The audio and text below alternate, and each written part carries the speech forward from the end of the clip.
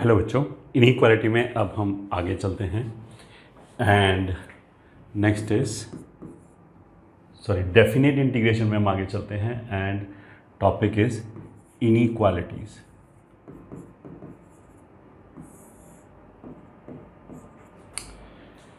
उसमें से जो इनइक्वालिटी 1 है that we have already done. If f x is greater than gx in a to b,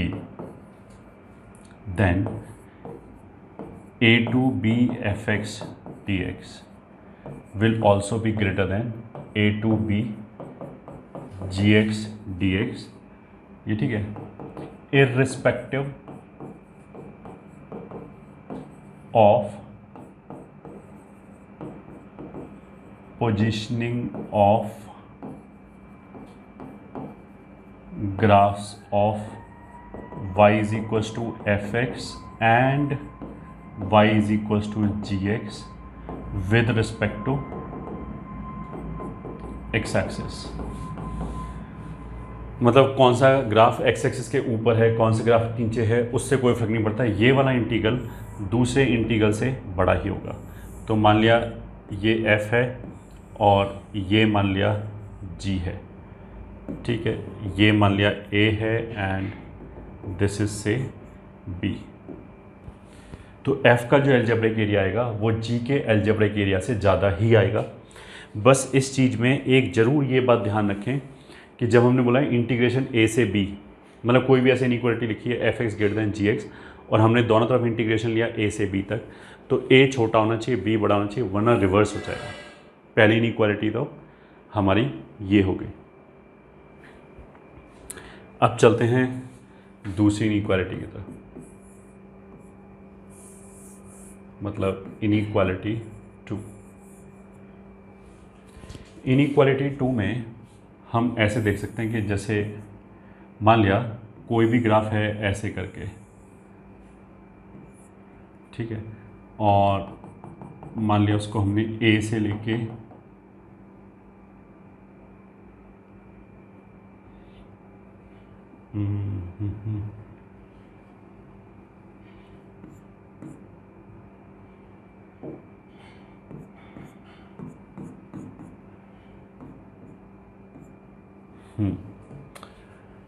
मान लिया उसको हमने ऐसे ए से लेके ऐसे बी तक इंटीग्रेट किया, तो एक इस फंक्शन का मिनिमम वैल्यू आ जाएगा, एक इस फंक्शन का मैक्सिमम वैल्यू आ जाएगा उस इंटरवल में। तो इस इंटरवल में ये जो y बराबर एफ एक्स है उसका मिनिमम वैल्यू मान लिया स्मॉल m है और मैक्सिमम वैल्यू मान लिया कैपिटल M है।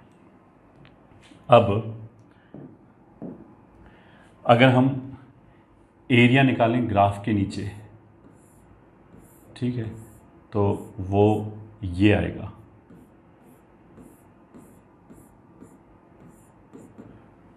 ठीक है। ए से बी तक एफ एक्स और एक्स एक्सिस के बीच में जो एरिया आएगा वो ये आएगा। तो लिख लेते हैं इसको, let minimum and maximum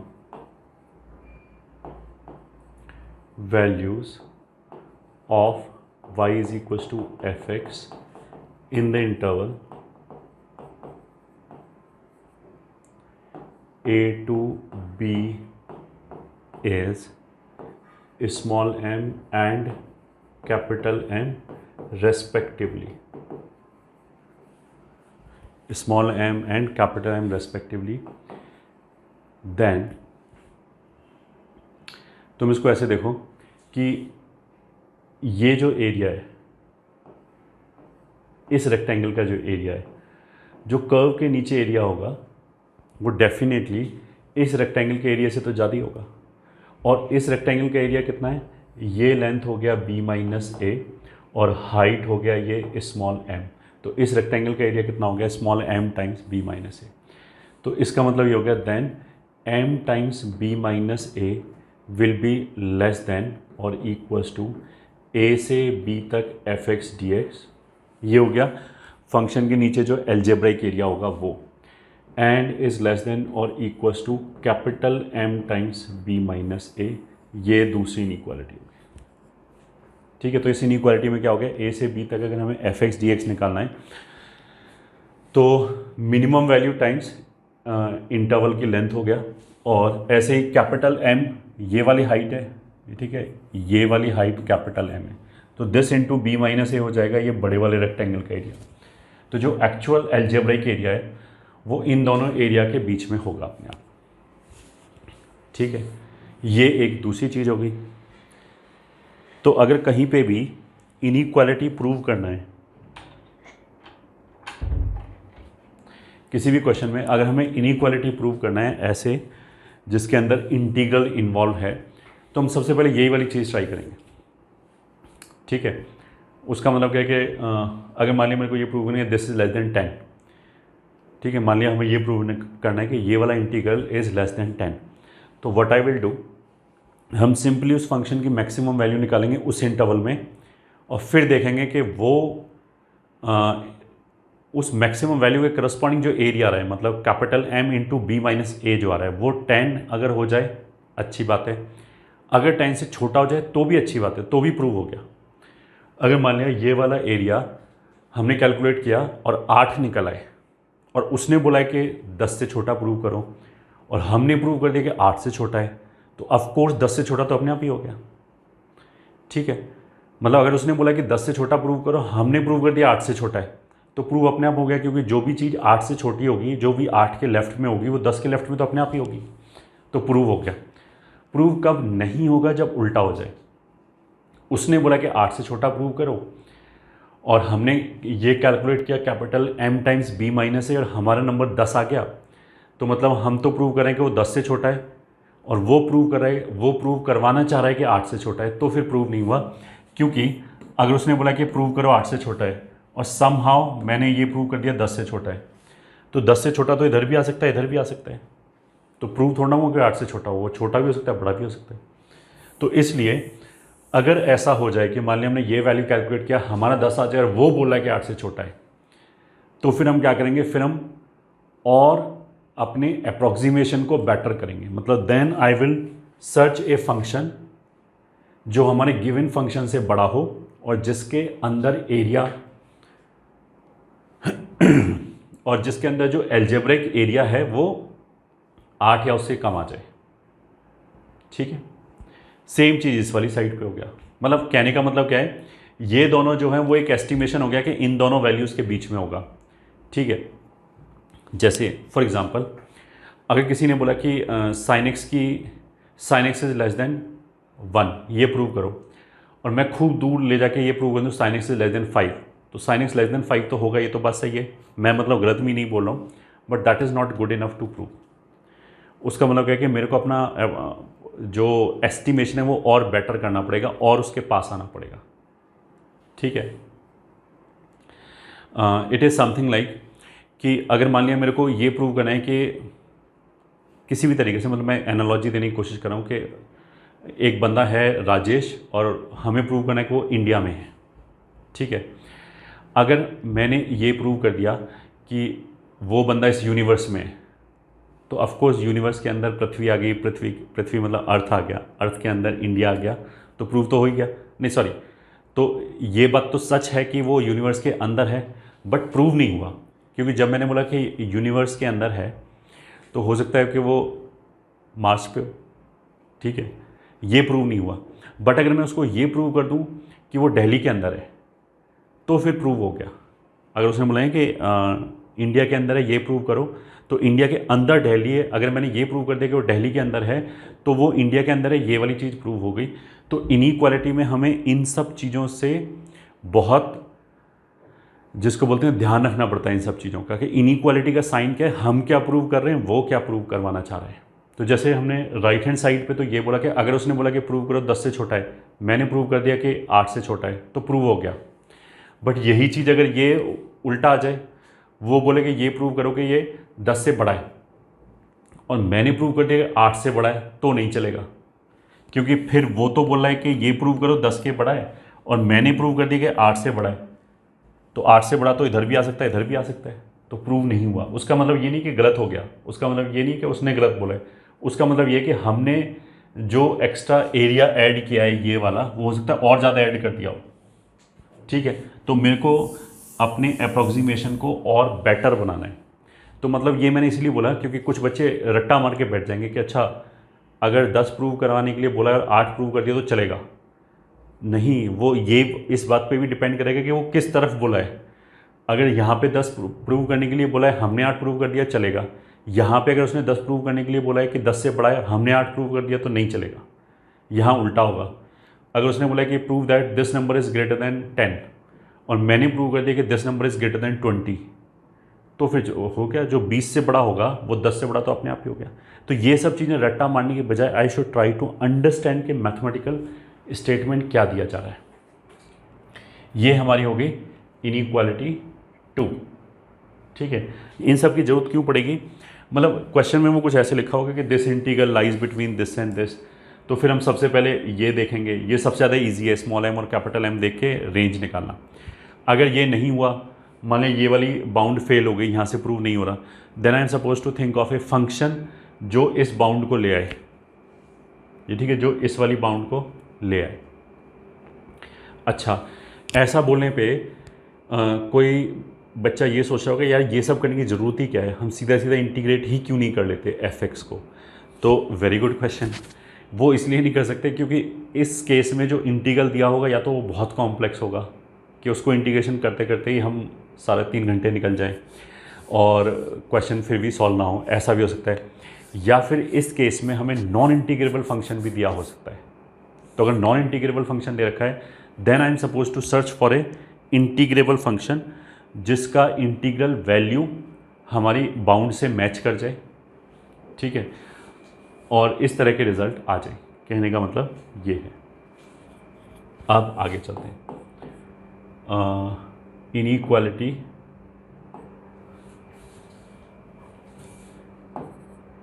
inequality 3। अब तुम इसको ऐसे देखो कि मान लिया एक फंक्शन ऐसे है, a से लेके b तक, and this is y is equal to f x. अगर हमने इसका एल्जेब्रिक एरिया निकाला तो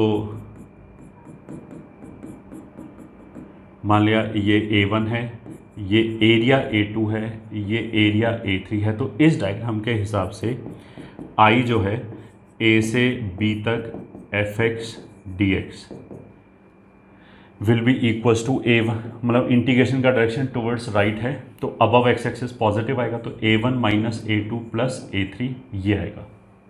ठीक है, अब मान लिया हमने कंसीडर किया y is equals to f x का मॉड, तो उसका जो ग्राफ आएगा वो ऐसे आएगा। मॉड का मतलब है नीचे वाला ग्राफ ऊपर चला जाएगा, तो ये ग्राफ तो ऐसे ही आया, ये ऊपर चला गया और फिर ये ऐसे ही चला गया। ये ग्राफ हो गया y is equals to f x के मॉड का। अब इसको अगर हम a से b तक इंटीग्रेट करें तो ये एरिया और ये एरिया, तो ये तो अभी भी a1 रहेगा, a2 रहेगा, a3 रहेगा। बट अगर मैंने मॉड एफ एक्स को इंटीग्रेट किया, मतलब I1 बराबर a2b एफ एक्स के मॉड को इंटीग्रेट किया, तो अब जो वैल्यू है वो a1 plus a2 plus a3 आएगी। तो डेफिनेटली i और I1 में कौन बढ़ाएगा? I1 बढ़ाएगा। ये बढ़ाएगा क्योंकि इसमें a2 जुड़ रहा है, इसमें a2 घटा रखा है हमने। अच्छा, अगर मान लिया ये एरिया 2 हो जाए, ये एरिया 5 हो जाए और ये एरिया 10 हो जाए, तो 2 और 5 7 में से 10 गया -3, तो ये वैल्यू -3 हो जाएगी। तो अगर मैं इसके ऊपर मॉड ले लूँ, पूरे के ऊपर मॉड ले लें, ठीक है, तो भी वो इससे छोटा ही रहेगा, क्योंकि जो चीज़ घटनी होगी वो तो घट ही जाएगी। मॉड तो क्या होगा कि अल्टीमेटली अगर ये नेगेटिव नंबर आ रहा है तो उसको पॉजिटिव कर देगा, बट जो चीज़ सब्ट्रैक्ट होनी है वो तो सब्ट्रैक्ट हो ही गई। तो अब इनइक्वालिटी क्या है? ये इनइक्वालिटी नहीं, ये तो उसका एक्सप्लेनेशन है। इनइक्वालिटी ये है कि if b is greater than a, then, अच्छा लेट मी चेक, यहाँ पे और यहाँ पे भी b बड़ा है, हाँ सही है। If b is greater than a, then a to b f x d x का whole mod will be less than और equals to a to b mod f x d x. ये हो जाएगा mod f x d x. Equality के लिए क्या होना चाहिए, मतलब ये दोनों चीज़ें इक्वल कब होगा, जब इसमें से कुछ भी घटना नहीं चाहिए। अब घटना नहीं चाहिए मतलब रिलेटिवली माइनस नहीं होना चाहिए। अगर ये पूरा कर्व ऊपर है तो सारा एरिया ऊपर ही बाउंड होगा, कुछ भी आपस में घटेगा नहीं। अगर ये पूरा कर्व नीचे है तो भी चल जाएगा, तो भी कुछ घटेगा नहीं, वो भले ही नेगेटिव में आए बट लास्ट में तो हमने मॉड लगा ही दिया है। तो उसका मतलब क्या है कि एफ एक्स का साइन चेंज नहीं होना चाहिए, या तो वो अगर पॉजिटिव है पॉजिटिव ही रहे, या अगर वो नेगेटिव है तो नेगेटिव ही रहे। तो ऐसा करने पे ये इससे मतलब ये और दोनों बराबर हो जाएगा।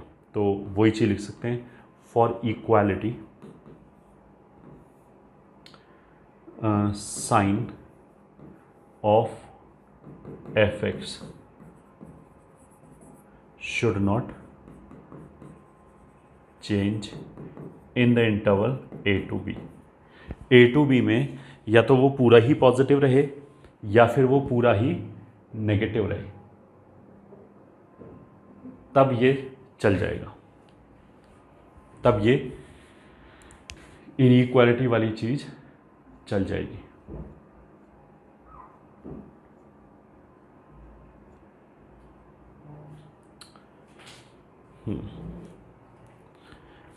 अब कुछ क्वेश्चन कर लेते हैं।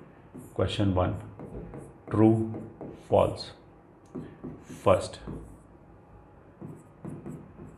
π/3 से π/4 sin x raise to power 8 dx is less than π/3 से π/4 sin x raise to power 4 dx।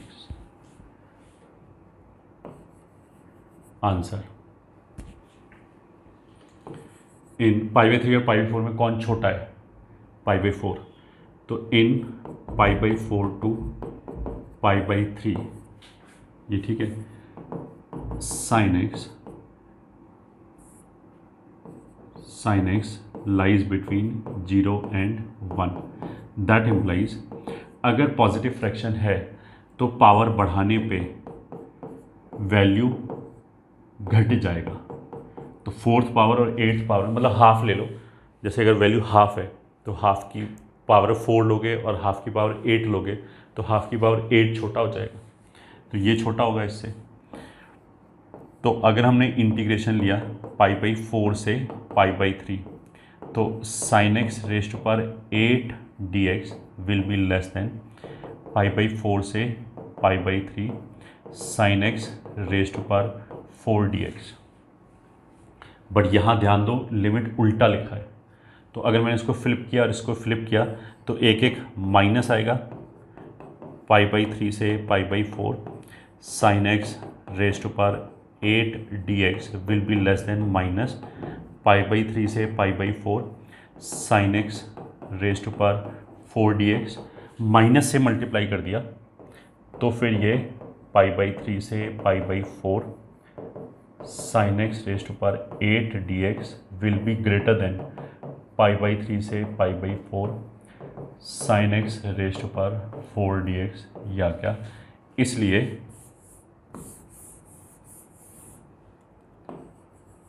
जो आंसर है वो क्या आएगा, फॉल्स। एज ये सारा उसका एक्सप्लेनेशन है, ठीक है। दूसरा, π/4 से π/3 10x raise to power 7 dx is greater than π/4 से π/3 10x raise to power 4 dx।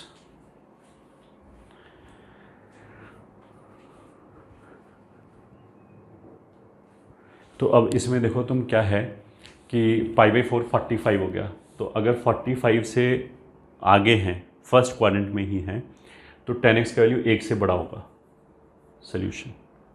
तो इन π/4 से π/3 तक tan x का जो वैल्यू है वो एक तो पॉजिटिव होगा, ये ठीक है, या सीधा सीधा लिखते हैं, एक से बड़ा होगा, तो पॉजिटिव तो अपने आप ही हो गया। tan x का वैल्यू एक से बड़ा होगा, अगर एक से बड़ा है तो जिस पे पावर ज़्यादा आएगा उसकी वैल्यू भी ज़्यादा आएगी, तो tan x raise to power 4 से बढ़ाएगा। अब अगर हमने इसको इंटीग्रेट किया तो π/4 से π/3 तो टुवर्ड्स राइट ही है, तो π/4 से π/3 tan x raise to power 7 dx will be greater than π/4 से π/3 tan x raise to power 4 dx, which is correct. तो इसलिए यही स्टेटमेंट दे रखा है, ये आंसर हो गया ट्रू, दिस इज ट्रू। ठीक है, थर्ड, 0 से लेके, या हम लिख लेते हैं π/3 से लेके π/2 तक cos x raise to power 5 dx is greater than π/3 से लेके 2π/3 तक cos x raise to power 7 dx। Solution. अब देखो यहाँ पे थोड़ा सा और क्या डिफरेंस क्रिएट किया गया है। लेफ्ट हैंड साइड वाला इंटरवल और राइट हैंड साइड वाला इंटरवल सेम नहीं है, ये π/3 से π/2 तक है, तो एक तो हो गया π/3 से π/2 तक और एक चला गया 2π/3 तक। तो यहाँ पे तो जो cos है वो नेगेटिव है, यहाँ cos पॉजिटिव है, cos हमेशा एक से छोटा ही होगा। तो π/3 से π/2 तक की अगर हम बात करें तो cos रेज़ टू पावर 5 और cos रेज़ टू पावर 7 में cos रेज़ टू पावर 5 बड़ा होगा।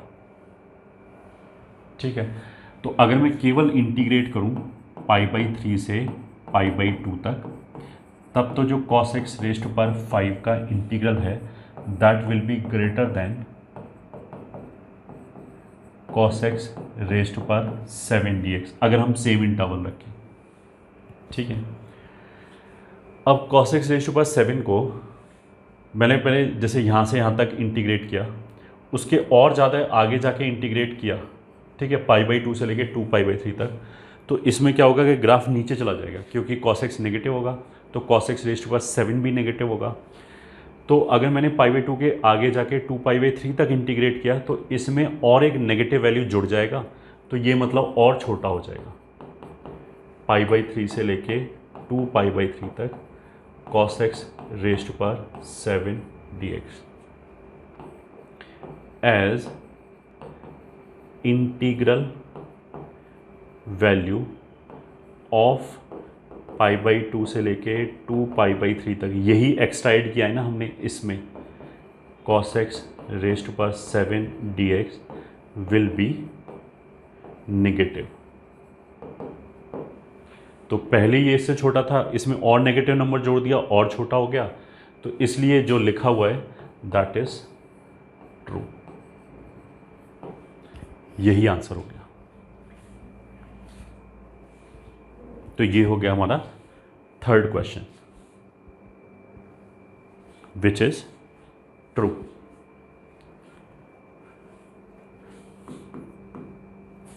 ठीक है, क्वेश्चन नंबर 2, प्रूव दैट 0 से π/2 तक sin x upon x dx is greater than 1 and is less than π/2, ये है सॉल्यूशन। लेट f(x) बराबर sin x अपॉन x। ठीक है, तो सबसे पहले तो हमने क्या बोला, ऐसे अगर दो इनइक्वालिटी के बीच में हमें लाना है तो मिनिमम और मैक्सिमम वैल्यू कैलकुलेट किया हमने सबसे पहले। ठीक है, अब मिनिमम और मैक्सिमम वैल्यू में वैसे this we have already done in application of derivative कि sin x अपॉन x 0 से π/2 तक डिक्रीजिंग फंक्शन होता है, बट फिर भी एक बार दोबारा दिखा देते हैं। sin x का डेरिवेटिव कितना हो गया, cos x into x as it is minus sin x as it is upon नीचे हो गया एक्स स्क्वायर। तो अगर न्यूमरेटर में से कॉस एक्स कॉमन निकाल लें तो x minus ten x upon x square. हमें केवल 0 से π/2 तक ही मतलब है, ये समझ आता है, 0 से π/2 तक ही मतलब है, और कुछ भी इधर उधर कुछ भी होता रहे उससे कोई फ़र्क नहीं पड़ता। तो 0 से π/2 तक जो cos x है वो पॉजिटिव होगा, एक्स स्क्वायर पॉजिटिव होगा। और अब लिमिट्स वाला रिजल्ट याद करो। लिमिट्स में हमने बोला था 0 से π/2 तक साइन एक्स एक्स से छोटा होता है, एक्स टेन एक्स से छोटा होता है। तो वो चीज़ लगा के ये नेगेटिव हो गया, नेगेटिव हो गया तो ये पूरा प्रोडक्ट क्या हो गया, नेगेटिव। उसका मतलब क्या है कि f डिक्रीजिंग फंक्शन है। तो दिस इम्प्लाइज इन 0 से π/2 f x is decreasing function. ठीक है, तो उसका मतलब क्या है कि अगर डिक्रीजिंग है तो F x will be less then, मतलब वैल्यू नीचे जा रही होगी। तो अगर मैंने कोई भी x लिया तो मैं ऐसे देखो, अगर हमने कोई भी x लिया 0 और π/2 के बीच में, तो अगर डिक्रीजिंग फंक्शन है तो f लेने पे ये रिवर्स हो जाएगा, तो it will become f of π/2। ठीक है, f ऑफ 0। अब देखो 0 पे तो ये डिफाइन ही नहीं है, तो कोई बात नहीं, 0 पे ना जाके उसे थोड़ा सा आगे वैल्यू हमने इसकी लिमिटिंग वैल्यू निकाल दिया 0 प्लस। 0 प्लस क्यों करना पड़ा, क्योंकि 0 पे ये फंक्शन डिफाइन नहीं है इसलिए, बस। तो ये वाली चीज़ होगी 0 प्लस मतलब limit x is tending towards 0 sine x upon x is greater than f x is greater than f of π/2, मतलब साइन π/2 अपॉन 2/π, सॉरी अपॉन π/2, ये हो गया। ठीक है, तो this sine x upon x 1 होता है, तो this is 1 is greater than f x is greater than 2/π। अब अगर हमने इसको इंटीग्रेट किया 0 से लेके π/2 तक, तो 1 का इंटीग्रेशन π/2 हो जाएगा, इज ग्रेटर देन 0 से लेके π/2 तक f x d x. F x मतलब क्या है, sign x upon x is greater than 0 से π/2 तक अगर हम इसको इंटीग्रेट करेंगे तो आ जाएगा 2/π इंटू π/2। तो फाइनली यहाँ से रिजल्ट कितना आया कि 0 से π/2 तक sine x upon x d x 1 से तो बड़ा है और ये π/2 से छोटा है। तो अगर हम इसको उल्टा करके लिखते हैं तो 1 इज़ लेस देन, मतलब ऐसे पलट के लिख दिया 0 से π/2 तक sine x upon x d x will be less than π/2। तो ये हो गया हमारा हैंस प्रूव्ड। बस यही प्रूव करना था। अब थर्ड क्वेश्चन करते हैं, and question number 3, prove that 4 is less than 1 to 3 3 plus x cube dx less than 2√30। फिर question number 4, prove that π/6 is less than 0 to 1 dx upon root over 4 minus x square minus x cube is less than pi upon 4√2।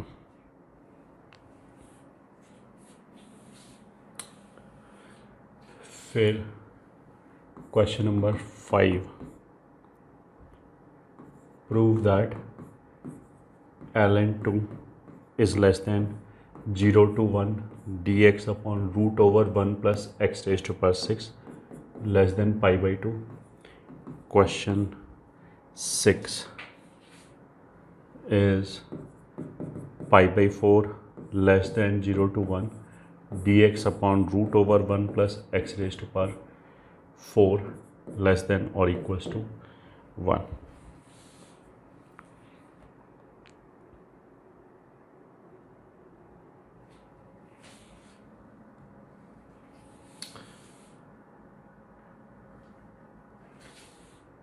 Question number 7, if I n is equals to 0 to pi by 4 10x raised to power n dx,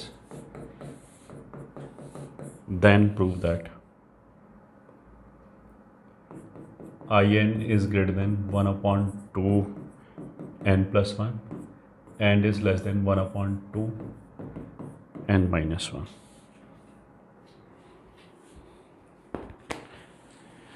चलो पहले यही question करते हैं. Question number 3 में solution to prove, हमें क्या prove करना है? 4 इज लेस देन 1 से 2 तक √3 प्लस एक्स क्यूब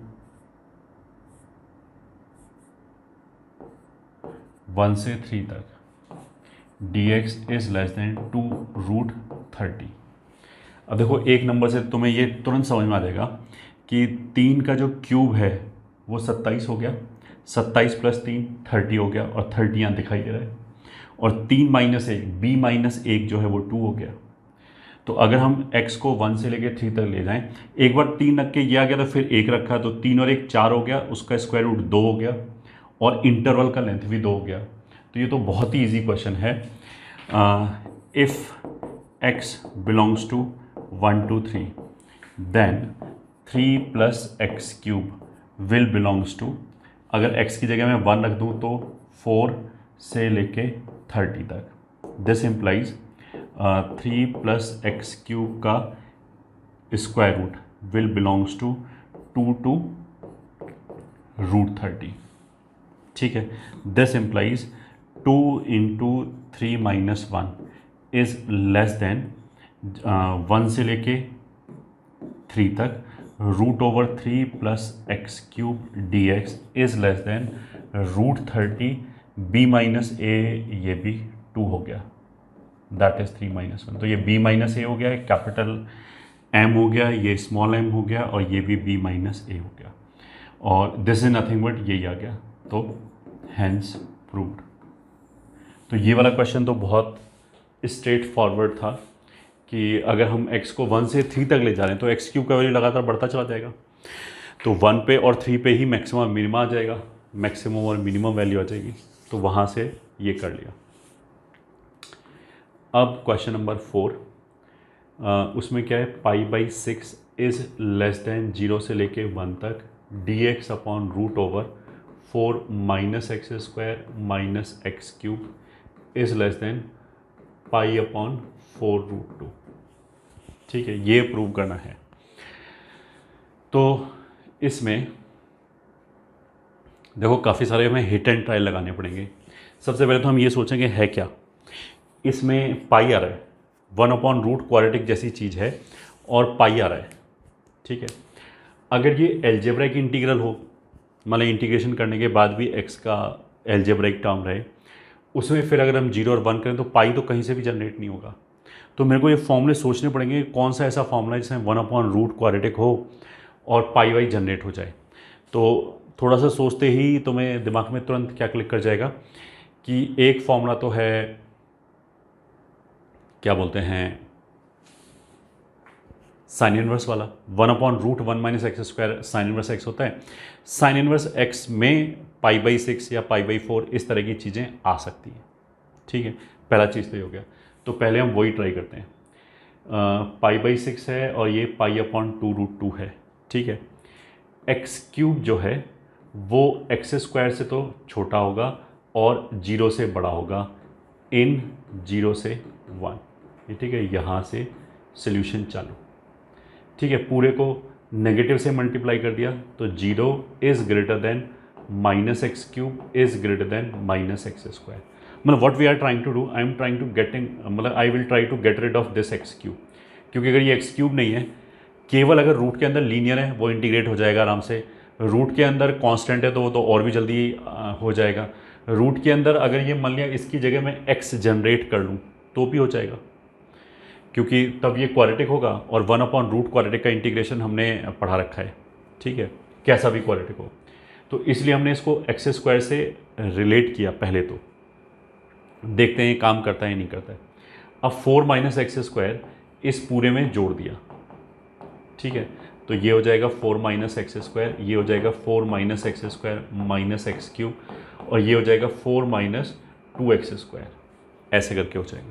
सारी क्वांटिटीज़ ये पॉजिटिव हैं अगर हम 0 से 1 के बीच में। अब हमने क्या किया, रेसिप्रोकल ले लिया, तो ये हो जाएगा 1/4 minus x square is less then, reciprocal लेने पलट जाएगा 4 minus x square minus x cube is less then 1/2 minus x square, ये हो गया। अब हमने क्या किया, स्क्वायर रूट ले लिया, तो 1/√4 minus x square is less then 1/√4 minus x square minus x cube is less than 1/√2 minus x square, ये हो गया। अब इसको हमने इंटीग्रेट कर लिया 0 से 1 के बीच में, तो 0 से 1 तक dx/√4 माइनस एक्स स्क्वायर, 0 से लेके 1 तक dx/√4 minus x square minus x cube is less than 0 से लेके 1 तक dx/√2 minus x square. 4 minus x square a square minus x square का इंटीग्रेशन कितना हो जाएगा, साइन इनवर्स x/a, तो x/2 0 से 1 तक। ये इंटीग्रल तो हमें चाहिए, तो ये तो as it is √4 minus x square minus x cube is less than 1/√2 बाहर हो गया, 1/a square minus x square, फिर ये हो जाएगा साइन इनवर्स x/√2 फ्रॉम 0 से 1। ठीक है, तो this will be equals to sine inverse half minus sine inverse 0 is less than 0 से लेके 1 तक dx/√4 minus x square minus x cube is less than 1/√2 बाहर था, और sine inverse 1/√2 minus sine inverse 0 ऐसे आएगा। हाँ, तो साइन इनवर्स 0 हो गया, ये π/4 हो गया, ये 0 हो गया, ये 30 डिग्री हो गया π/6। So this will be π/6 is less than 0 to 1 dx/√4 minus x square minus x cube is less than π/4√2। ठीक है, यही लाना है, तो बस यही आंसर हो गया।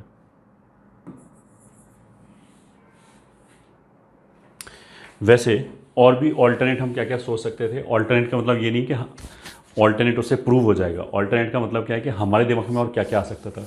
जैसे हमने 0 और एक्स स्क्वायर के बीच में बोला कि एक्स क्यूब होगा, तो 0 और 1 के बीच में ही बोल सकते हैं, क्योंकि इंटीग्रेशन 0 से 1 के बीच में। तो अगर हम यहाँ 1 रखते तो ये 1 हो जाता, ये यहाँ पे 1 हो जाता, तो मतलब अगर ये 1 होता तो ये 3 माइनस एक्स स्क्वायर आता। तो 3 माइनस एक्स स्क्वायर तुम सोच सकते हो कि जो इंटीग्रेशन आएगा वो साइन इनवर्स x/√3 आएगा। तो साइन इनवर्स के अंदर 1/√3 आएगा, उसका वैल्यू तो नहीं पता, तो वैसे तो नहीं पता। ठीक है, इसलिए ये क्वेश्चन।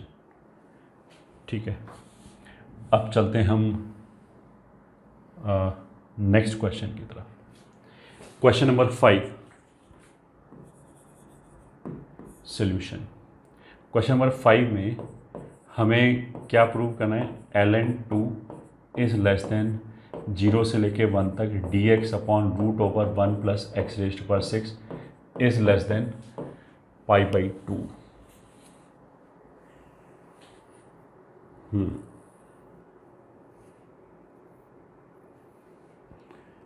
एक बार ln2 है एक तरफ और एक तरफ कितना है π/2। तो देखते हैं, पहले तो हम ln2 लाने की कोशिश करते हैं। तो ln2 तो ये एक्स स्क्वायर से रिलेट हो जाएगा, क्योंकि उसी के फॉर्मूले 1/√x² प्लस a² वाले फॉर्मूले में ln आता है। तो x⁻6 will be less then x² इन 0 से 1, तो दोनों तरफ 1 जोड़ दिया, तो 1 प्लस x⁻6 का root will be less than √1 plus x²। दोनों तरफ रेसिप्रोकल लिया, तो √1 plus x⁻6 will be greater than 1/√1 plus x²। अब इंटीग्रेशन लिया, तो 0 से लेके 1 तक dx/√1 plus x⁻6 will be greater than 0 से लेके 1 तक dx upon root 1 plus x square. अब इसको कैलकुलेट कर लिया, ये तो कैलकुलेट होगा नहीं, ये तो हमें चाहिए। ये हो जाएगा ln x plus root over 1 plus x square, और फ्रॉम 0 से लेके 1 तक ये आएगा।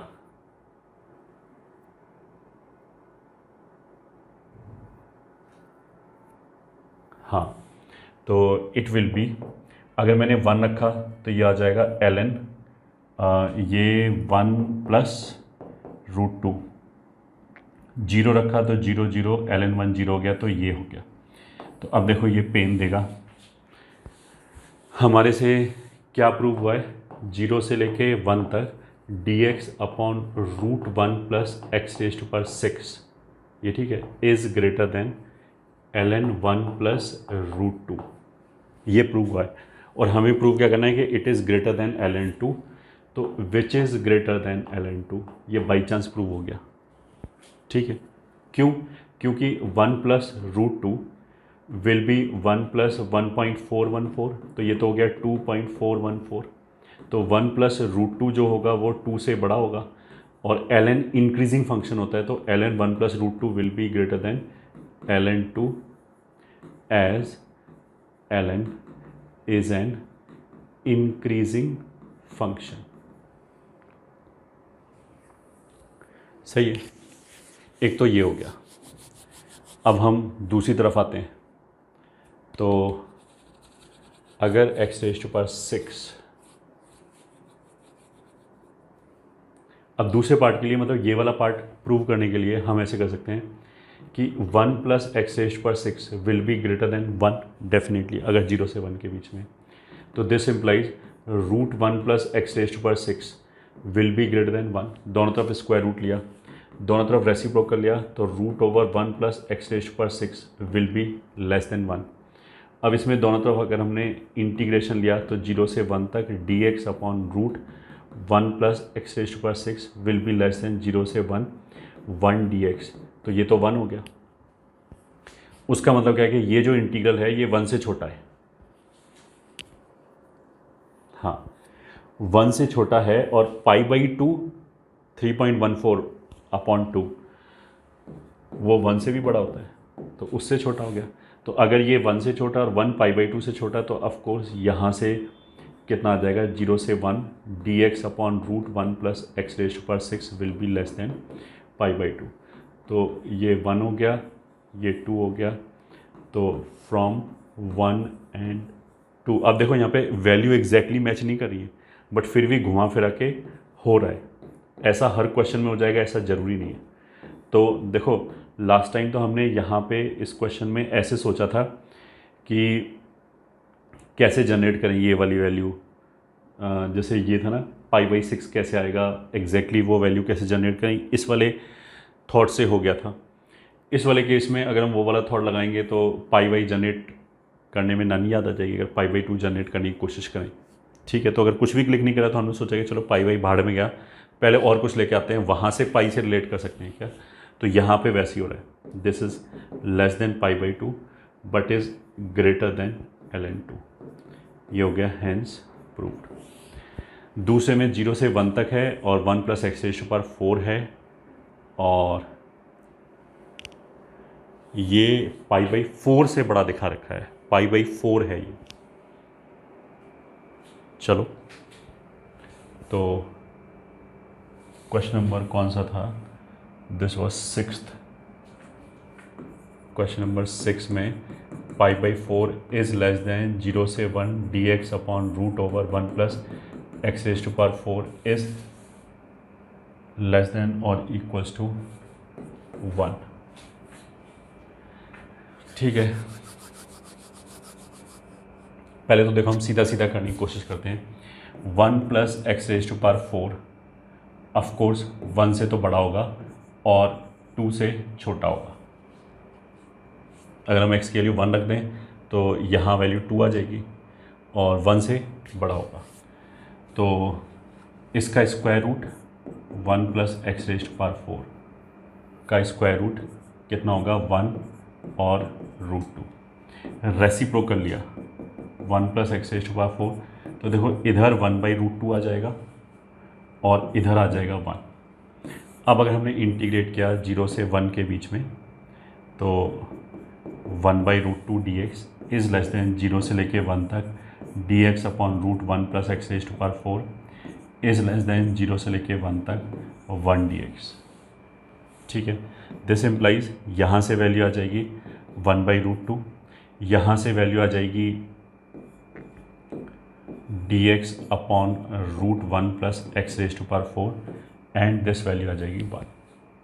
ठीक है, अब देखो ये वाली चीज़ तो मैच हो गई, तो ये तो एज इट इज़ प्रूव हो गया। अच्छा, यहाँ इक्वल्स टू लगा हुआ है तो उससे कोई फ़र्क नहीं पड़ता। अगर ये नंबर लेस देन 1 प्रूव हो गया तो लेस देन और इक्वल्स टू 1 ऑटोमेटिकली सेटिस्फाई हो जाएगा। ठीक है, मतलब यहाँ पे इक्वल्स टू 1 लगाने का मतलब ये नहीं है कि हमें ये शो करना है कि ये 1 के बराबर भी हो सकता है। वो तो ये एक फाइनाइट इंटीग्रल है, मतलब 1 plus x raise to power 4 जो है फिक्स्ड फंक्शन होगा, उसको अगर मैं 0 और 1 के बीच में इंटीग्रेट करूँगा तो एक फिक्स्ड नंबर ही आएगा ना आंसर में। वो जो नंबर आएगा वो या तो 1 ही होगा या 1 से छोटा ही होगा, दोनों एक साथ कैसे हो सकता है। ठीक है, तो यहाँ पे और लिखा हुआ है, तो कोई भी एक चीज़ सेटिस्फाई हो जाए इट इज़ डन। तो यहाँ पे एक चीज़ सेटिस्फाई हो गई। ठीक है, अब मेरे को ये प्रूव करना है कि ये नंबर 1/√2 से बड़ा है, मेरे को ये पता है, और हमें प्रूव करना है कि π/4 से बड़ा है। तो अगर π/4 1/√2 से छोटा हो जाए तो प्रूव हो जाएगा। ठीक है, दिस इम्प्लाइज अगर पाई 4/√2 से छोटा हो जाए या 2√2 से छोटा हो जाए तो प्रूव हो जाएगा। ठीक है, दिस इम्प्लाइज पाई कितना होता है 3.14 इज़ ग्रेटर दैन 2 × 1.414, तो ये कितना हो जाएगा 2.828। तो ये तो नहीं हुआ। 1/√2 π/4 से तो बड़ा नहीं हो पाया, तो उसका मतलब क्या है कि ये डायरेक्टली प्रूव तो होगा नहीं। ठीक है, तो ये जो 1 है ये तो सही नहीं है। ठीक है, तो इसको हमें ये 1 नहीं, ये जो 2 है ये सही नहीं है, इसकी जगह हमें और कोई बेटर एक्सप्रेशन लेके आना पड़ेगा। तो देखते हैं भाई, √1 plus x raise to power 4 will be less than √1 plus x, ये भी सही है। तो क्योंकि x raise to power 4 x से छोटा होगा 0 और 1 के बीच में, तो रेसिप्रोकल लिया तो 1/√1 plus x will be less than 1/√1 plus x raise to power 4, ये भी सही है। अब अगर इसका इंटीग्रल लें 0 से लेके 1 तक dx upon √1 plus x is less than 0 से लेके 1 तक dx upon √1 plus x raise to power 4, तो इसका इंटीग्रेशन हो जाएगा 2√1 प्लस एक्स फ्रॉम 0 से 1। तो अगर ये 1 रखेंगे तो ये आ जाएगा 2√2 माइनस 2। ठीक है, तो 2√2 माइनस 2, हाँ सही है। अब हमने ये प्रूव कर दिया कि ये नंबर इससे बड़ा है, तो अगर ये नंबर π/4 से बड़ा हो जाए then also it will be done. तो अब हम देखते हैं, let π/4 is less than 2 times √2 minus 1, this implies 3.14 is less than, और ये कितना हो जाएगा 4 दूनी 8, और √2 होता है 1.414, तो उसमें से 1 घटा दिया तो 0.414। अब ये कितना हो जाएगा 3.2 समथिंग, ये सही है, तो ये चल जाएगा। ठीक है, ये चल जाएगा, तो उसका मतलब क्या है, यहाँ से अब हम ऐसे लिख सकते हैं कि π/4 is less than 2√2 minus 2 is less than dx upon √1 plus x raise to power 4 0 से लेके 1 तक। हमने प्रूव किया था कि this is greater then this number, वो तो ये लिखा गया, और फिर π/4 इस नंबर से भी छोटा है, तो इसलिए ये नंबर π/4 से बड़ा हो गया। तो π/4 इज़ लेस देन 0 से लेके 1 तक dx upon √1 plus x raise to power 4। तो ये हो गया अब हैंस प्रूव्ड। एक पार्ट पहले ही प्रूव हो गया था और दूसरा पार्ट यहाँ पे प्रूव हो गया। तो अब फाइनली इट इज़ प्रूव्ड। तो it was a good question जिसमें वैल्यूज़ जो हैं वो डायरेक्टली मैच नहीं हो रहा, सीधा सीधा π/2 और ये सब नहीं आया, बट घुमा फिरा के हम ले आए उसको। तो हमें इन सब चीज़ों का भी ध्यान रखना पड़ेगा।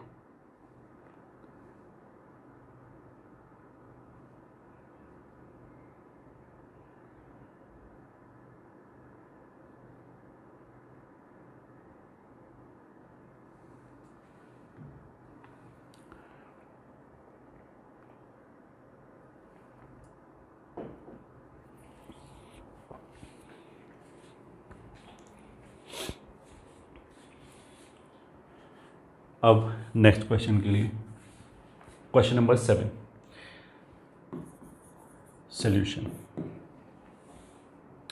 सबसे पहले उसने क्या बोला, IN = 0 से π/4 तक tan x raise to power n dx। तो 0 से π/4 तक tan x की कोई भी पावर को इंटीग्रेट कैसे करते हैं, इसमें से एक tan स्क्वायर निकालो, उसको sec² x -1 कर दिया, तो दिस इज़ 0 से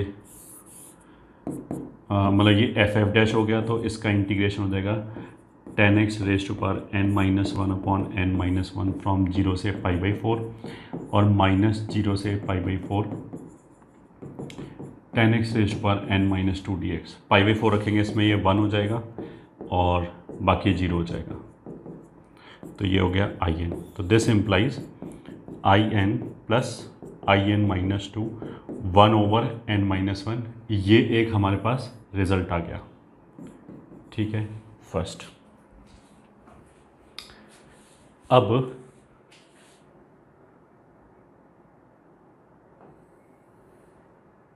IN क्या है, IN इज 0 से लेके π/4 तक tan x raise to power n dx है। ये ठीक है, n कोई भी नेचुरल नंबर है, ये ठीक है। इस क्वेश्चन में लिखा हुआ है कि n is a natural number greater than 1 2, मतलब 3 से बड़ा मान लिया ऐसे, वरना मतलब 1 नहीं होना चाहिए, 1 से बड़ा हो जाएगा तो ही चल जाएगा। ठीक है, तो केवल 1 कर देंगे तो काम चल जाएगा। बेसिकली tan x की वैल्यू 0 पे 0 होगी, π/4 पे 1 होगी। तो इसमें अगर हमने π/4 लिया, ये 0 पे वैल्यू 0 होगी। अगर मान लिया मैंने y बराबर tan x raise to power n का ग्राफ खींचा, तो वो कुछ ऐसे आएगा। अब देखो, अगर मैंने पावर बढ़ाया तो ये जो वैल्यू है ये तो हमेशा 0 और 1 के बीच में ही है। tan x की जो वैल्यू है वो तो हमेशा 0 और 1 के बीच में ही है। तो अगर मैंने tan x पे पावर बढ़ाया तो उसकी वैल्यू कम हो जाएगी। तो उसका मतलब क्या है कि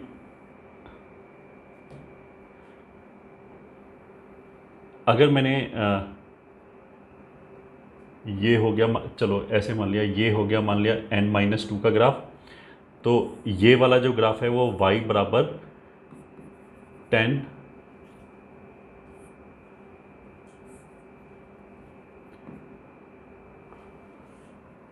मतलब एक मैं बना के दिखाई देता हूँ, ऐसे 3 ग्राफ हैं। ठीक है, n का वैल्यू कुछ भी हो तो हम तो बेसिकली n, n-1, n-2 इनको आपस में रिलेट कर रहे हैं। ठीक है, इन तीनों ग्राफ में जितना हम पावर बढ़ाएंगे उतना ग्राफ नीचे आता जाएगा, क्योंकि उसकी वैल्यू कम होती जाएगी। तो मान लिया अगर बीच वाला जो ग्राफ है, अगर जो बीच वाला ग्राफ है वो tan x raise to power n है, तो जो इसके ऊपर होगा ये, वो tan x की एक पावर कम होगा n-1 टाइप, और जो नीचे होगा वो tan की पावर ज़्यादा होगा, इस तरीके से। ठीक है, तो हम क्या बोलेंगे, इन 0 से π/4 tan x की power n will be less than tan x की पावर, मतलब यहाँ लिख लेते हैं,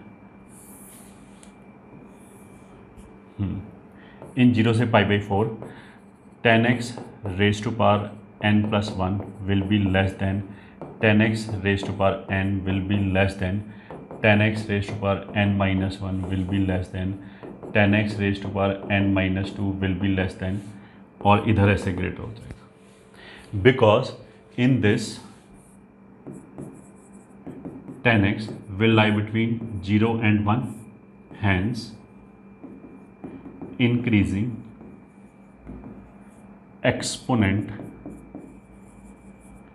on tan x will decrease its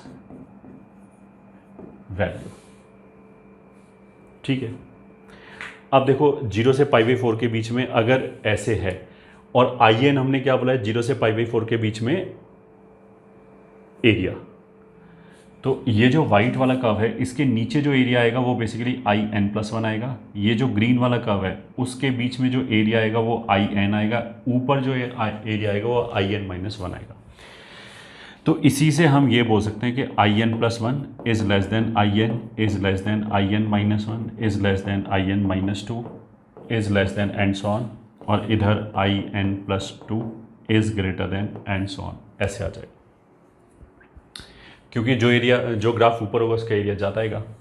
अब इसमें हमने क्या किया, ये वाला एक्सप्रेशन लाने के लिए हमने इनको बाहर निकाल लिया, IN-2 IN+2 इन पर्टिकुलर, मतलब एक हमने पर्टिकुलर केस ले लिया, इन पर्टिकुलर ये हो गया, क्या हो गया, IN-2 से छोटा है, IN+2 से बड़ा है, इसमें मैंने IN जोड़ दिया, तो IN+IN+2 will be less then 2IN will be less then IN+IN-2, ये हो गया। अब इसमें ये जो रिडक्शन फॉर्मूला हमने निकाला कि n और n-2 अगर दो, मतलब इन दोनों के बीच में डिफरेंस 2 का है, ऐसे दो i को जोड़ रखा है, तो n और n-2 के बीच में n-1 आता है, तो ऐसे ही बोलते हैं इन दोनों को जोड़ के, लोअर सबस्क्रिप्ट को जोड़ के बाई 2 कर दें, तो 2n-2 को बाई 2 कर दें तो n-1 आ जाएगा। तो इसी को लगाया, तो 2n+2 को अगर हम बाई 2 कर दें तो n+1 आ जाएगा। ये 2IN ऐसे लिखा रहने दिया, और यहाँ से n-1 आ जाएगा यूजिंग रिडक्शन फॉर्मूला 1। तो 2 को अब इधर ले आए, तो twice of n+1 is less then IN is less then 1/2 of n-1। तो यही हमें प्रूव करना था, और यही प्रूव हो भी गया। तो सिंपली हेंस प्रूव्ड।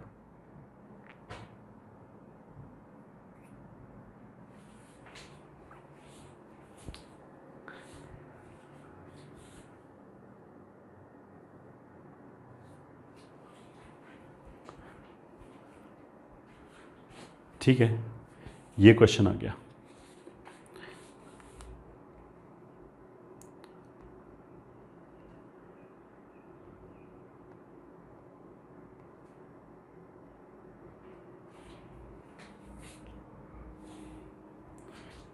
और एक दो जनरल क्वेश्चन कर लेते हैं।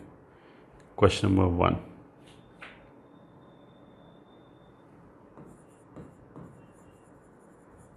evaluate 0 to 1 cot inverse 1 minus x plus x square dx।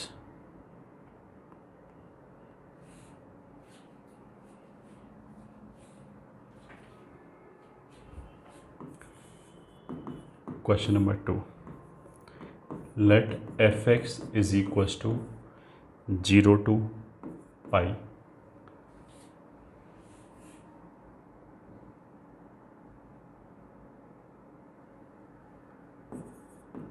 sin mod t minus x dt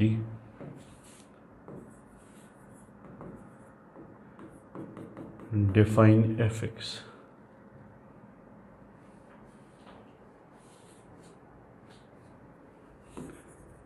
question number 3, -4 से -5 e raise to power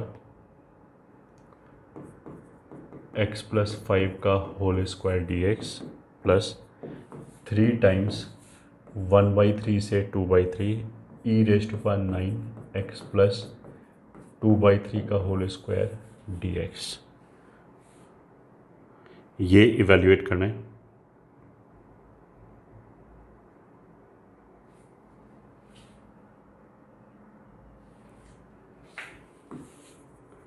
question number 4, find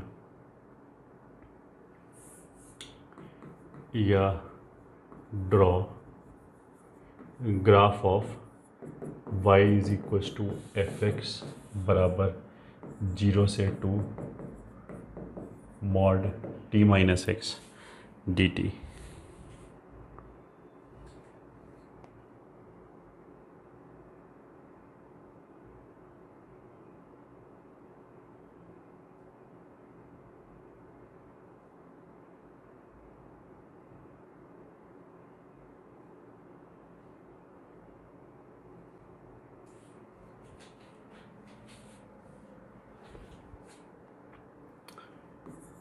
Question: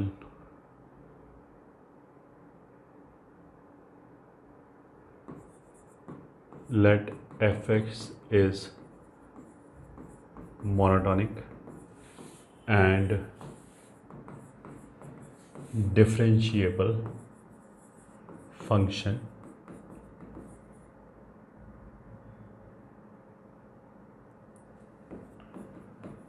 then prove that for any a comma b belonging to R, a से b तक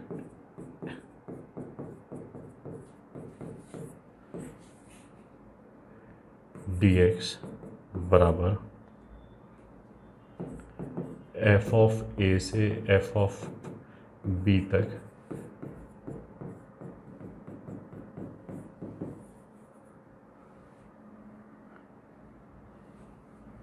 और यहाँ लिख लेते हैं in R, then prove that this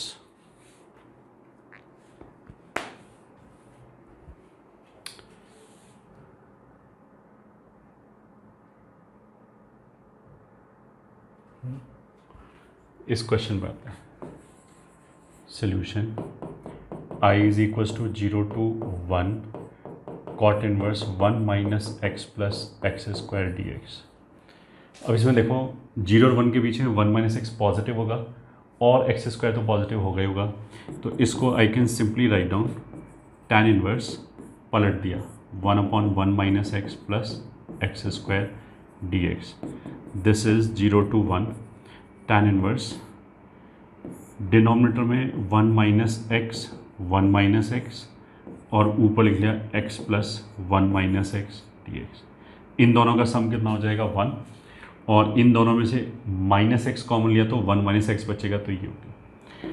अब this is nothing but ये तो फॉर्मूला हो गया tan inverse x plus tan inverse 1 minus x का फॉर्मूला हो गया। दोनों को सेपरेट कर दिया 0 to 1 tan inverse x d x, 0 to 1 tan inverse 1 minus x d x. ठीक है, अब देखो पहली बात तो tan inverse a plus b upon 1 minus a b को ऐसे लिख सकते हैं, और उसके लिए कंडीशन क्या होता है, अगर ए और बी दोनों पॉजिटिव है एंड ए बी 1 से छोटा है तो लगा सकते हैं, तो वो है यहाँ पे छोटा, कोई दिक्कत नहीं। तो दिस इज इक्वल्स टू, पहले वाले को तो ऐसे लिखा रहने दिया tan इनवर्स एक्स, दूसरे वाले में क्या किया ए प्लस बी माइनस एक्स की प्रॉपर्टी लगाई, तो ये भी tan इनवर्स एक्स बन जाएगा। ठीक है, इसमें हमने क्या किया a plus b minus x वाली प्रॉपर्टी लगाई, तो ये तो दोनों सेम ही इंटीग्रल बन गया, तो हो गया twice of 0 to 1 tan inverse x d x. ठीक है, अब तो इसके बाद प्रॉपर्टी कुछ हेल्प करेगी नहीं, अब तो हमें क्या करना पड़ेगा, बाई पार्ट लगाना पड़ेगा 1 into ऐसे ये सेकेंड फर्स्ट, तो x tan inverse x minus integration 0 से 1 और x tan इनवर्स एक्स का derivative 1 plus x square d x, ये हो जाएगा। दिस इज 2, 1 रखा तो 1 इंटू tan इनवर्स 1 होता है π/4, 0 रखने पे 0, इसको माइनस हाफ लिखा 2 लिखा, तो अगर ये f है तो ऊपर f डैश हो गया, 1 प्लस एक्स स्क्वायर का डेरिवेटिव 2x आएगा, तो एग्जैक्टली 2x बनाने के लिए ऊपर नीचे 2 से मल्टीप्लाई कर लिया, तो half ln 1 plus x square, इसका इंटीग्रेशन 0 से 1 तक। तो दिस इज़ ट्वाइस ऑफ π/4, तो यहाँ से बचा 1 रखेंगे तो ln 2 हो गया माइनस हाफ ln 2, 0 रखने पे ln 1 0 ही होता है, तो दिस इज़ π/2 माइनस ln 2, ये आंसर आ जाएगा। This will be the answer. Next question, solution. fx कितना है हमारा, 0 से लेके पाई तक sine mod t minus x dt। तो अब तुम इसको ऐसे देखो, इंटीग्रेशन करने के लिए आई विल रिक्वायर कि मॉड नहीं होना चाहिए, ठीक है, t के रिस्पेक्ट में इंटीग्रेशन कर रहे हैं। इंटरवल ऑफ इंटीग्रेशन कितना है, 0 से लेके पाई तक है। तो जो हमारा x है वो बेसिकली इधर भी आ सकता है, केस 1, केस 2 इसके बीच में भी आ सकता है, और केस 3 इधर भी आ सकता है, ठीक है। तो तीनों तरीके से हम केस बना लेते हैं। Case 1, if x is less than 0 then जो इंटीग्रेटिंग वेरिएबल है t, वो तो 0 से पाई के बीच में ही रहेगा। अगर x यहाँ पे है तो t का वैल्यू कुछ भी लो, t बढ़ाएगा तो मॉड ऐसे हट जाएगा। तो मतलब fx विल बी 0 से लेके पाई तक sine t minus x dt, ठीक है। ध्यान से सुना हमने क्या बोला कि x अगर पहले है, 0 से पहले है, तो t तो इसी के बीच में रहेगा। t के रिस्पेक्ट में अगर इंटीग्रेशन है तो t तो 0 और पाई के बीच में रहेगा। x अगर 0 से छोटा है तो t हमेशा 0 से बड़ा ही होगा, तो इसलिए ऐसे हट गया। तो अब इसका इंटीग्रेशन कितना हो जाएगा, cos t minus x minus के साथ, अब माइनस की बजाय हमने क्या किया, लिमिट पलट दिया, ये हो गया।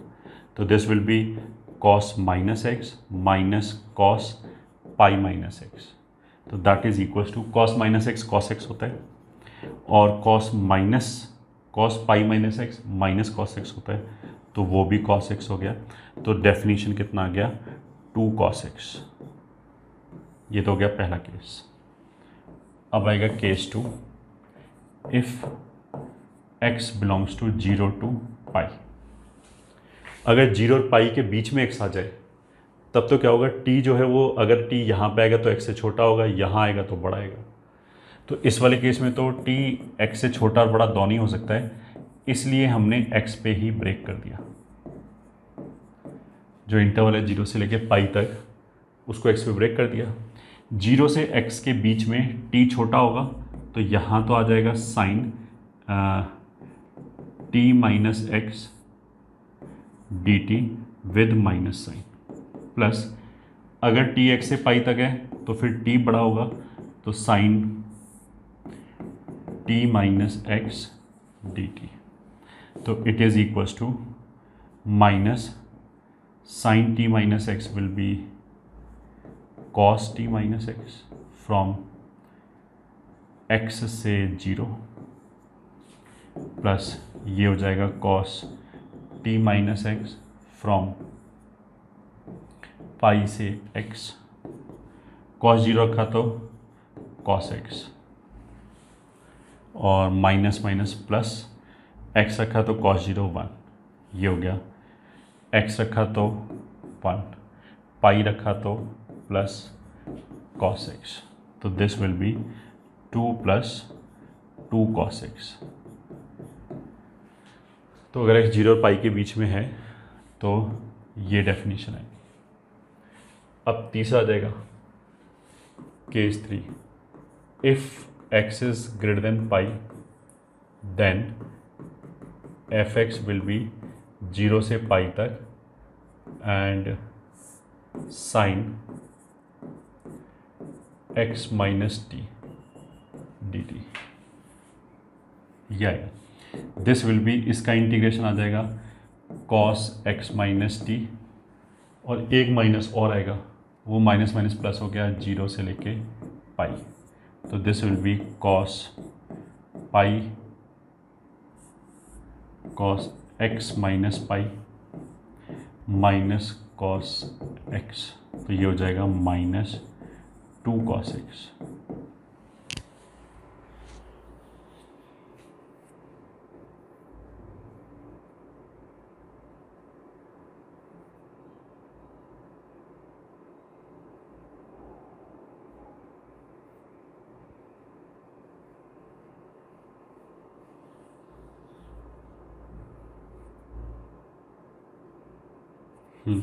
सही है।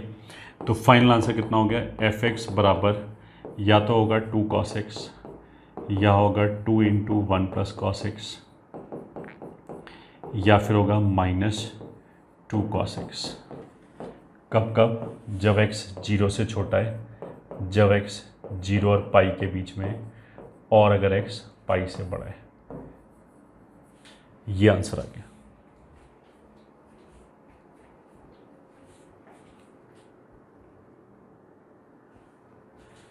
This will be the answer. अगले क्वेश्चन में चलते हैं। -5 to 4 e raise to power x plus 5 का होल स्क्वायर dx, फिर 3 टाइम्स 1/3, इतना बड़ा एक्सप्रेशन है। अब ये e raise to power quadratic type term लिखा है। अब तुम इसको इंटीग्रेट करने की कोशिश करो, सारा चीज़ जो भी तुम्हें आता है सारा लगा दिया, यू विल फाइंड कि ये इंटीग्रेट नहीं हो पाएगा। ठीक है, कुछ भी ट्राई करते रहो, इंटीग्रेशन नहीं हो पाएगा। तो फिर हम क्या करेंगे, फिर हमने दूसरे इंटीग्रेशन की तरफ देखा। अगर कभी भी किसी भी क्वेश्चन में 2 इंटीग्रल प्रेजेंट हैं तो ऐसा हो सकता है कि एक इंडिविजुअल इंटीग्रेट ना हो पा रहा हो, दोनों मिलके हो रहा हो, ऐसा पॉसिबल है। अब दोनों को क्लब करने के लिए दोनों का लिमिट ही सेम नहीं है, ठीक है। बट दूसरे वाला जो इंटीग्रल है वो भी इसी फॉर्मेट का है, उसमें भी ई के पावर में क्वाड्रेटिक लिखा है। तो ऐसे में हमें अपनी ये वाली प्रॉपर्टी याद आ जानी चाहिए कि f of x d x बराबर बी माइनस ए, 0 से लेके 1 तक, f of a plus b minus a times t d t. ये प्रॉपर्टी किसी भी इंटीग्रल की जो लिमिट्स हैं उसको 0 से 1 बना देगा। तो हमने क्या किया, दोनों में यही प्रॉपर्टी लगाए इंडिविजुअली। इसमें ए का वैल्यू -4, बी का वैल्यू -5, तो b minus a will be -1। ठीक है, तो लिख लिया भाई, b माइनस ए मतलब -1, फिर 0 से 1, एफ ऑफ, मैं यही लिखा है, x की जगह क्या लिखेंगे, a plus b minus a into t, ये लिखेंगे। तो x की जगह कितना लिखा जाएगा, a plus b minus a into t, ये लिखा जाएगा। तो लिख दो भाई, e raise to power x की जगह लिख दिया -4 माइनस टी प्लस 5 का होल स्क्वायर dx, ये आ जाएगा। प्लस ये तो पहले वाला हो गया। इस वाले केस में a का वैल्यू 1/3, b का वैल्यू 2/3, तो b माइनस ए बराबर 1/3, और x की जगह हम क्या लिखेंगे, a plus b minus a times t, तो a कितना हो गया 1/3, b minus a 1/3 times t, ये रखेंगे। तो सेकेंड वाला इंटीग्रल कितना हो जाएगा, 3 इंटू बी माइनस ए 1/3, 0 से लेके 1 तक, e raise to power 9, x की जगह रख दिया 1/3 प्लस 1/3 टी प्लस 2/3 का होल स्क्वायर डी टी, ये आएगा।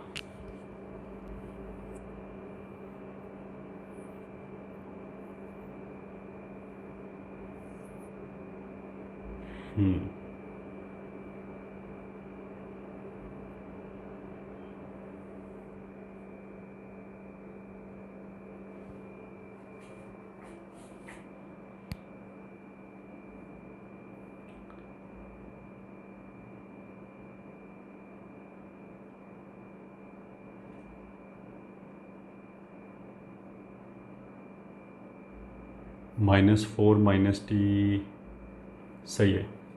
तो ये देखो कैंसिल हो गया। फर्स्ट इंटीग्रल कितना हो जाएगा, -0 से लेके 1 तक, ई रेज़ टू पावर, ये दोनों मिलके कितना हो गया, -1, तो ये हो जाएगा t-1 का whole square d t plus 0 से लेके 1 तक, यहाँ हो जाएगा 1/3 प्लस 2/3, विल बी, मतलब एक बस थोड़ा सा कम ही रह गया, यहाँ लिखेंगे -2/3। ठीक है, बस ये छोटा सा एक करेक्शन है, -2/3। तो इसमें क्या होगा, 1/3 -2/3 हो जाएगा -1/3, तो ये हो जाएगा t - 1/3। उसको बाहर निकालेंगे तो 9 कैंसिल हो जाएगा, तो e⁻t-1² dt ये आ जाएगा। अब ये दोनों एक्सप्रेशन एग्जैक्टली सेम है, तो कैंसिल होके कितना आ जाएगा, 0। ये आंसर है। तो इस क्वेश्चन में बस ये एक करेक्शन था, यूजिंग द प्रॉपर्टी दिस। ठीक है, लिमिट्स पे कोई फर्क पड़ेगा नहीं, वो 1/3 2/3 ऐसे रहेगा। अब नेक्स्ट क्वेश्चन के लिए, draw the graph of y = इतना।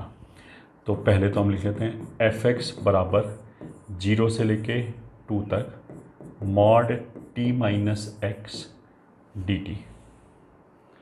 ठीक है, अब देखो mod t - x इंटीग्रेशन जो है वो हमें algebraic area under the curve देता है, तो हम देखो एक झटके में भी इसका आंसर लिख सकते हैं।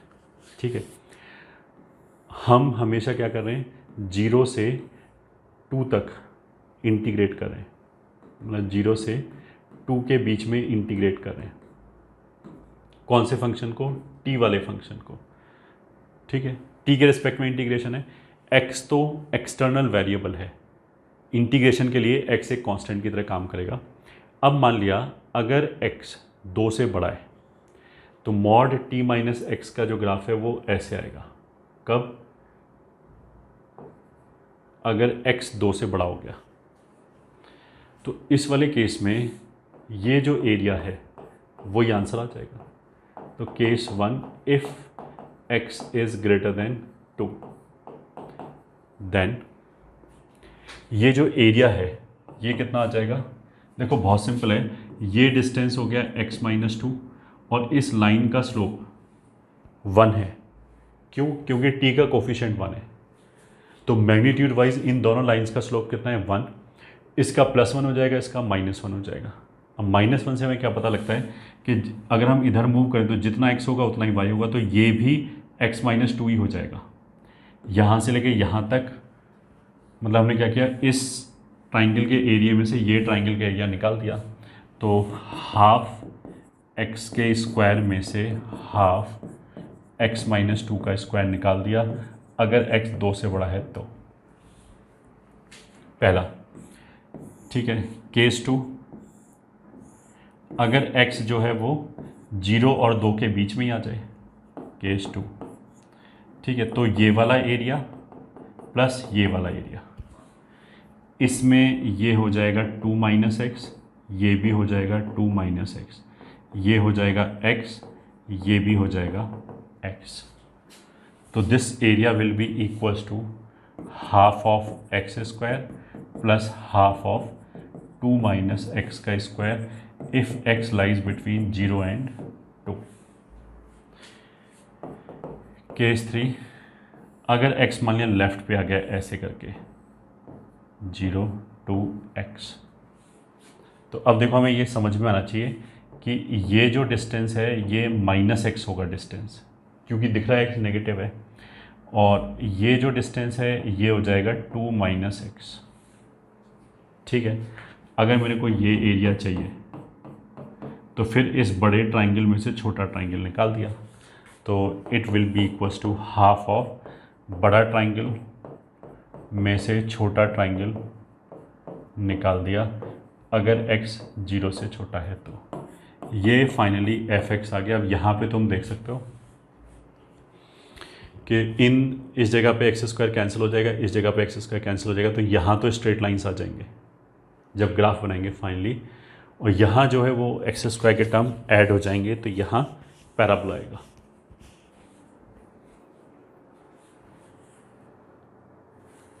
तो अगर हमें एरिया बनाना ही पड़े, मतलब ग्राफ बोला था ना, ड्रॉ ग्राफ, तो बना ही लेते हैं। चलो f(x) हाफ ऑफ यहाँ से x² और यहाँ से एक्स स्क्वायर कैंसिल, और माइनस यहाँ पे एक आएगा 4x माइनस 4।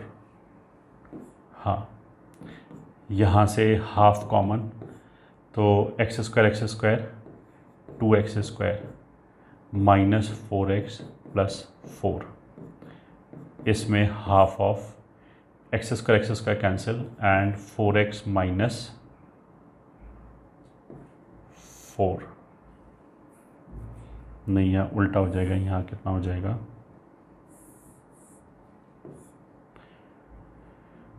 यहाँ हो जाएगा 4 माइनस 4x।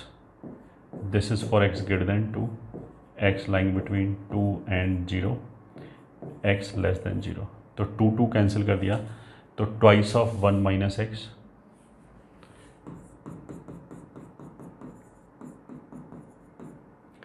अगर x लेस देन 0 है तो दूसरा यहाँ पे आ जाएगा, तीसरा ट्वाइस ऑफ x माइनस 1 अगर x ग्रेटर देन 2 है तो, और x अगर 0 और 2 के बीच में है तो x square minus 2x plus 2।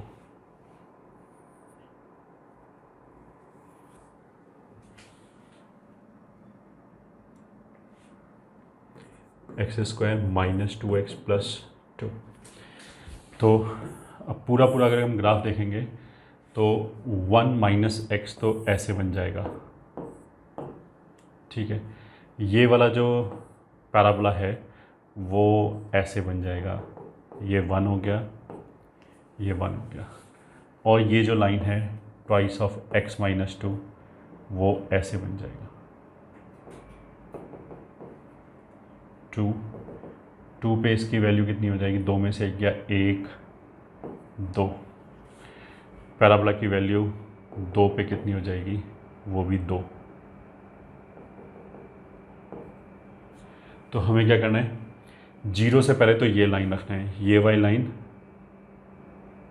0 रखने पे इसकी वैल्यू, सॉरी ये तो 1 आएगा बट ये 2 आएगा, ये लाइन, फिर 0 और 1 के बीच में, सॉरी 0 और 2 के बीच में ये पैराबोला, 2 के आगे ये, तो जो ग्राफ आएगा it will look like this. पहले ये लाइन आया, फिर एक पैराबोला आया, फिर एक लाइन आ गया। डिफरेंशिएबिलिटी भी चेक कर सकते हो कि जैसे इसका स्लोप कितना आ रहा है -2, इसका स्लोप 0 पे कितना आ रहा है। अगर इसको डिफरेंशिएट करोगे तो यहाँ से 2x आएगा -2, उसका मतलब क्या है कि ग्राफ स्मूथ रहेगा, क्योंकि इसमें LSD और RSD दोनों 2 आ रहे हैं। तो 0 x एक्सिस, ये हो गया 1, तो मतलब ऐसे स्मूथली ग्राफ जाएगा, एंड ये भी ऐसे स्मूथली ही जाएगा। मतलब इस पॉइंट के आगे लाइन हो गया, ये पैराबोला है बट फिर भी ग्राफ स्मूथ है। क्यों स्मूथ है, इसको डिफरेंशिएट करो और इसमें 2 रखो, स्लोप 2 ही आएगा। इसको डिफरेंशिएट करो, फिर इसमें 2 रखो, यहाँ पे भी स्लोप 2 आएगा। तो 2 पे LSD निकालो, भले ही RSD निकालो, दोनों 2 आएगा। तो ये ग्राफ हो गया, ठीक है। End of course it is continuous and differentiable, continuous और डिफरेंशिएबल दोनों हैं, ठीक है। अब ये क्वेश्चन आया सॉल्यूशन, इसमें क्या लिखा है, a से लेके b तक f² minus f²a left hand side हो गया, और राइट हैंड साइड हो गया f ऑफ a से लेके f ऑफ b तक 2x, ऐसे करके कुछ एक्सप्रेशन आ गया। तो इसके लेफ्ट हैंड साइड से चलो स्टार्ट करते हैं। लेफ्ट हैंड साइड बराबर a से लेके b तक f² dx। ये तो देखो हम इंटीग्रेट कर ही नहीं सकते, ठीक है, क्योंकि जब तक हमें fx नहीं पता है तब तक हम कुछ नहीं कर सकते। तो इसको हमने ऐसे ही रहने दिया, माइनस a से लेके b तक f²a dx, ठीक है। तो दिस इज इक्वल्स टू, पहले इंटीग्रल को तो हमने ऐसे छोड़ दिया, f² dx माइनस इसको इंटीग्रेट करोगे तो कितना आ जाएगा, b माइनस a f²a, ये आ जाएगा। तो इसको ऐसे ही रहने दिया, फर्स्ट इक्वेशन। अब हमने किया राइट हैंड साइड बराबर f ऑफ a से f of b 2x b dx minus f of a से f of b 2x f inverse x dx, ये हो गया। ठीक है, अब देखो इन्वर्स हमें चाहिए नहीं और ये इंटीग्रेट हो जाएगा आराम से, तो हमने क्या किया, इसको इंटीग्रेट किया, तो this is b times x का इंटीग्रेशन कितना हो जाएगा, x square by 2 f of a से f ऑफ b, ये हो जाएगा माइनस, ये तो अभी ऐसे लिखा रहने दिया, इसमें आए, इसमें हमने क्या किया, सब्स्टिट्यूशन कर दिया, f इनवर्स x बराबर t, तो x बराबर कितना हो जाएगा एफ टी, डी एक्स बराबर कितना हो जाएगा F dash t d t. तो f ऑफ a कितना हो जाएगा, a से b 2, x कितना हो जाएगा f of t, good, f inverse x की जगह कितना आ जाएगा t, और dx की जगह कितना आ जाएगा f dash t d t, ये आ गया।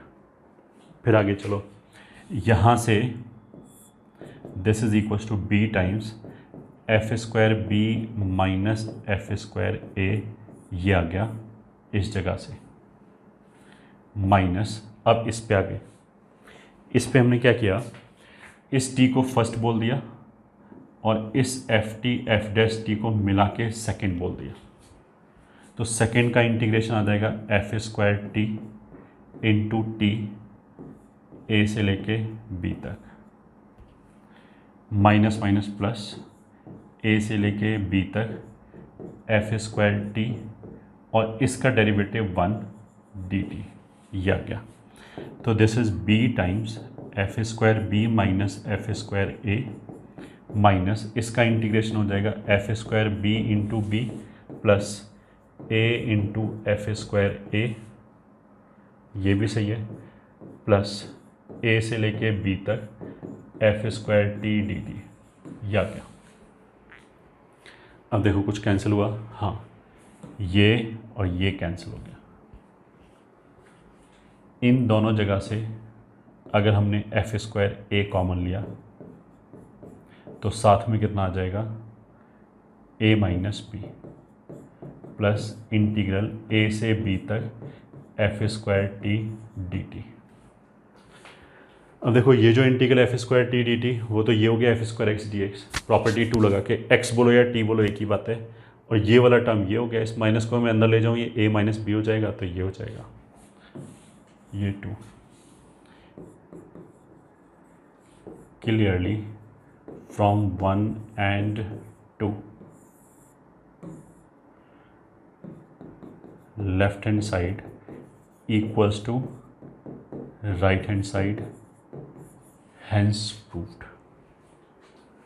बस यही प्रूव करना था।